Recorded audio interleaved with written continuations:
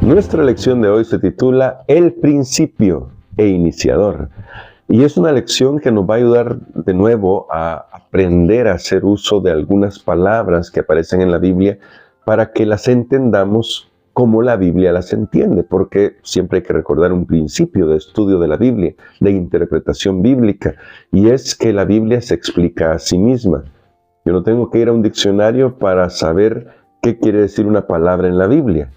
Claro, me va a servir el diccionario para entender la palabra, pero para saber cómo se usa en la Biblia, tengo que estudiar la Biblia misma. Creo que hoy nos va a servir para hacer otro ejercicio como los que hemos estado haciendo durante esta semana. Ayer ya comentábamos la primera parte de Filipenses, o de Colosenses, quiero decir, ya estamos en Colosenses, capítulo 1, verso 18. Hoy vamos a leer todo el pasaje. Y noten lo que dice este pasaje.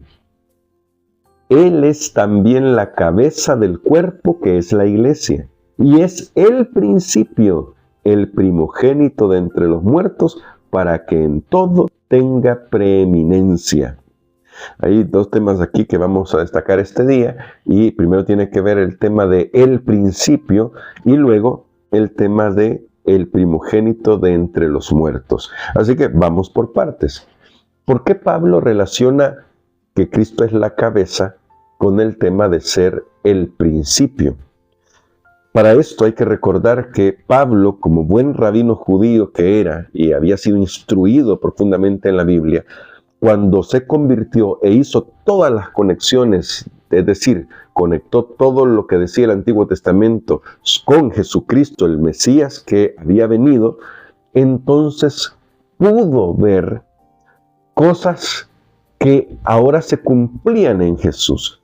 Y estas conexiones son las que le permiten a Pablo usar un lenguaje que nos van a ayudar a nosotros. Era muy didáctico en este sentido, aunque a veces se pasaba con algunos razonamientos y era muy dado a razonar así fuerte y duro, pero es muy didáctico en algunas ocasiones porque Pablo entiende que sus lectores van a poder tener acceso a estas palabras con las que está escribiendo.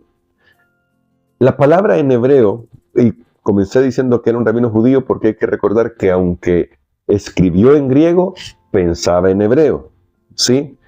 Es una cosa que suena paradójica, pero en realidad los escritores de la Biblia, del Nuevo Testamento, pensaban como judíos, pero escribían en griego porque era el lenguaje franco, es decir, la lengua que podía conectar a todo el mundo conocido de ese entonces. Ahora, dicho esto, como Pablo era un rabino judío y él pensaba como judío, él conecta la palabra cabeza con la palabra principio porque en hebreo tienen la misma raíz. En hebreo la palabra cabeza es rosh. Yo no pronuncio bien el hebreo, así que ustedes me disculparán. Pero la palabra, noten, rosh es cabeza y la palabra principio es reshit. Así que, si ustedes notan, tienen incluso cierto sonido similar, porque las consonantes de la raíz son las mismas. Ayer destacamos que cuando se nos habla de Jesús como la cabeza es por su autoridad y por su liderazgo. ¿En virtud de qué? Ahora lo vemos. Él es el principio. Es decir, es el originador de todo. Esa es la palabra que aparece allá en Génesis capítulo 1. Bereshit. Claro, ahí está unido y decimos Bereshit. Esa palabra en principio significa Bereshit. Esa palabra Reshit que está ahí conecta con esta de el principio. Aunque aquí está en griego, ya hablaré de esa palabrita en griego, ya la mencionaré. Esto lo tienen en mente los autores. Cuando, por ejemplo, Marcos dice el principio del Evangelio de Jesucristo, Marcos 1:1, está conectando a Jesús con el principio, con el Génesis. Incluso Mateo, que no comienza con las palabras en el principio, cuando Mateo dice genealogía, está conectando con el principio, porque allá encontramos a Génesis capítulo 5 que nos habla de la primera genealogía. Y luego tenemos el texto magno. No voy a tocar otros ejemplos, pero veamos el texto magno de Juan capítulo 1, verso 1. En el principio era el verbo. Y luego dice, el verbo estaba con Dios, aludiendo a la divinidad de Jesús, aludiendo al hecho de que Jesús es Dios, pero es una persona independiente. Es en la deidad uno de los tres que compone la deidad. Ahora, en griego, la palabra que se tradujo aquí como principio es arjé. Y esta palabra arjé tiene esa misma connotación, tiene varias formas de entenderse, así que dependen mucho del contexto y de la persona a la que se están aplicando. En este sentido, Pablo está aplicando la palabra arjé a Jesús, lo que significaría que Jesús es el originador.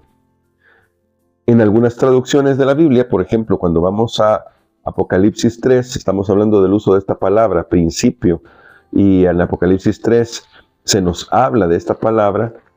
Algunos han querido mal traducirla cuando vamos al verso 14, que dice así: escribe al ángel de la iglesia en la Odisea, el amén, el testigo fiel y verdadero, el principio de la creación de Dios, dice esto. Esta palabra principio es la misma que Pablo está usando allá en Colosenses 1:18. Es arjé, y algunos han traducido mal, hay versiones que están mal traducidas cuando dicen el primero de la creación. Arjé no significa el primero. Para eso hay otras palabras. Arjé depende del contexto, depende de quién está siendo llamado con esta palabra, y cuando se refiere a Jesús, la mejor traducción es esta, el principio. También podríamos usar una traducción alternativa como el originador. El principio no significa el primero. El principio significa que Él le dio origen a todo. Y esto es lo que está destacando Pablo en la carta de Colosenses, quiero decir, el capítulo 1, verso 18.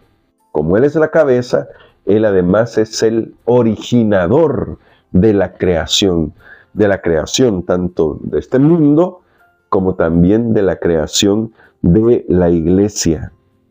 Y no solamente eso, también es el originador de la nueva creación. Y por eso es que aparece esta mención de el primogénito de entre los muertos. Noten, Pablo no está diciendo que Jesús fue el primero en resucitar. Pablo sabía muy bien que el primero en resucitar fue Moisés. Por eso hay un pasaje en el que el mismo apóstol dice que la muerte reinó hasta Moisés. Porque según Judas, la carta que tenemos de Judas, Jesús resucitó a Moisés. Y eso causó una disputa con el enemigo, con Lucifer. Pero Moisés resucitó, fue el primero en resucitar. Y luego hubo otras resurrecciones.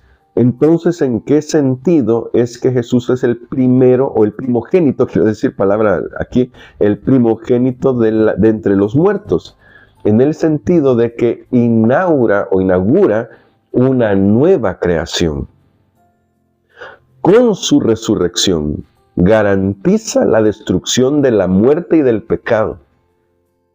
La resurrección de Moisés, como la resurrección de Lázaro y entre otros ejemplos que podríamos dar, fueron milagros portentosos, pero no fueron los que obtuvieron la victoria. Ellos no fueron los que obtuvieron la victoria sobre la muerte ni sobre el pecado. En cambio, cuando Jesús murió en la cruz y exclamó consumado es, allí selló la derrota del pecado. Y con su resurrección garantizó la derrota de la muerte. La nueva creación está fundada en eso, en el hecho de que Cristo ha derrotado al pecado y ha derrotado a la muerte.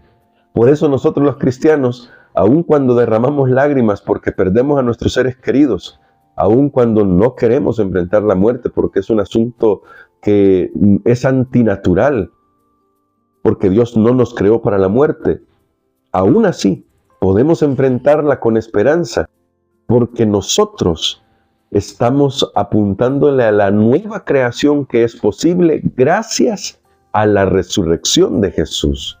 En ese sentido, Jesús es el primogénito de los muertos.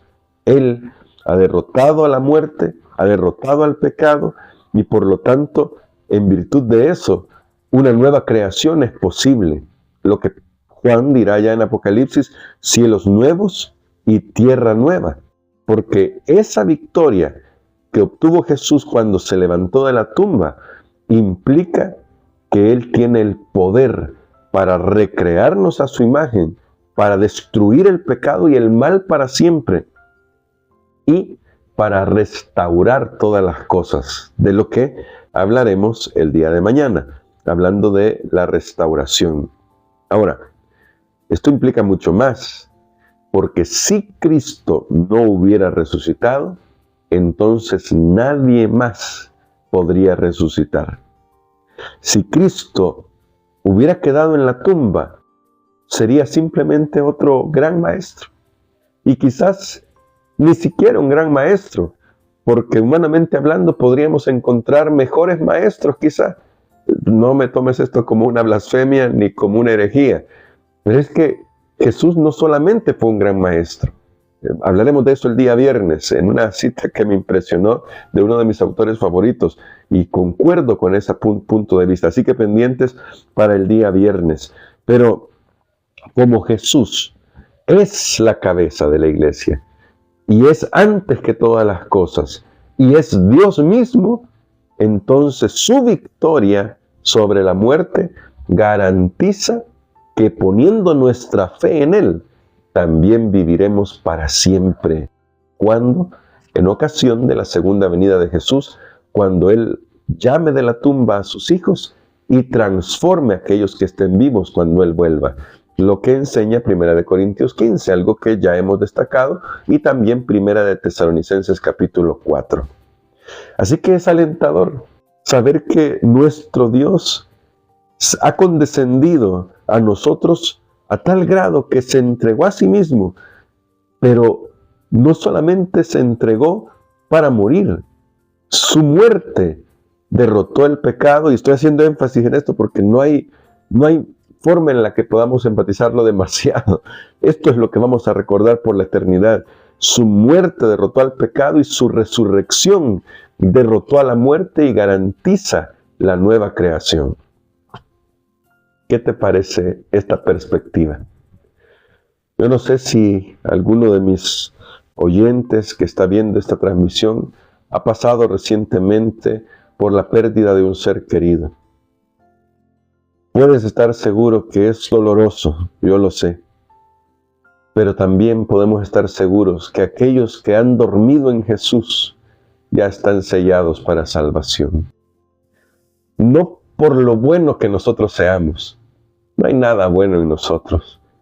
Pero como Cristo es la cabeza, y Él es el principio de todo, y Él reconcilia en sí las cosas. Mañana hablaremos de la reconciliación, pero estoy tocando ya porque es importante.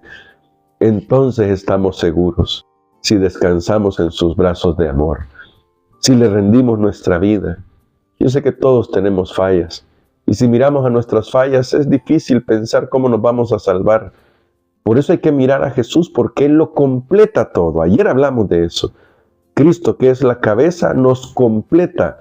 Debemos rendirle el corazón, debemos vivir para Él, obviamente. Esto significará ser obedientes a su palabra, pero lo haremos porque reconocemos que Él lo es todo y lo ha dado todo por nosotros.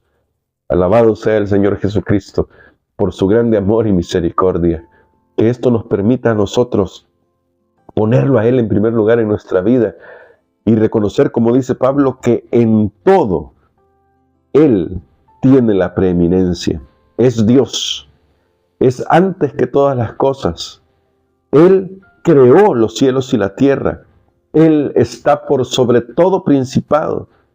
Jesús es la cabeza de la iglesia y es el principio de la creación y de la nueva creación. Así que si estamos en Jesús, estamos seguros, porque con Jesús tenemos el paquete completo. Que el Señor nos ayude para poder poner nuestra fe en Él y mantener la certeza de que en Jesús nuestra vida está asegurada. Vamos a orar por eso. Querido Padre, gracias te damos por ser tan bondadoso con nosotros. ¿Qué viste en nosotros? Somos pecadores. Te hemos fallado. Te fallamos a cada momento. Y sin embargo, cuando nos volvemos a ti, tú nos recoges con tu amor y nos levantas, nos transformas en virtud del poder de la resurrección. Algo que estudiamos en Filipenses, ese poder de la resurrección es capaz de transformar nuestras vidas si tan solo nosotros lo permitimos. Y hoy creo que todos los que estamos en sintonía de este estudio queremos decirte, toma nuestros corazones. Perdónanos por todos los pecados con los que te deshonramos, pero ayúdanos para caminar tomados de tu mano en el nombre de Jesús. Amén.